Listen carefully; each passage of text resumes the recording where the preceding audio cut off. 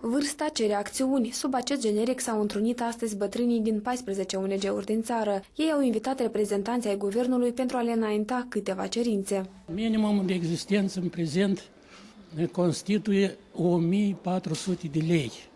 1400.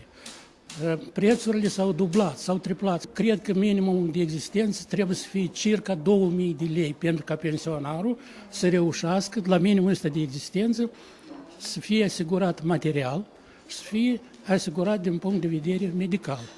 Sau să facă mărimea pensiei măcar 2 ori pe an, cum merge, era de la început că spuneau că și toamna, la 1 octombrie, numesc oare indemnizație, oare mărirea și primăvara.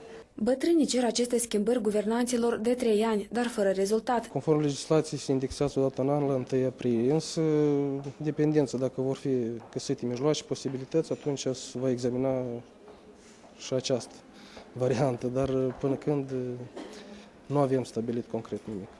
Totodată, pensionarii cer îngrijire calitativă la domiciliu și crearea centrelor de zi, pentru a se informa, recalifica și participa la diverse activități culturale. În prezent, de către autoritățile publice locale și adică în colaborare cu diferite organizații obștești de caritate, activează, să spunem așa, 41 de centre pentru persoane etate și cu dizabilități, însă nemijlocit de către autoritățile publice locale sunt deschise 27 de aziluri. În Moldova, persoanele neetate constituie 14% din populație, dintre care jumătate trăiesc sub nivelul sărăciei. Pensia minimă este de 475 de lei. În lume, 100 de milioane de bătrâni trăiesc cu mai puțin de $1 pe zi.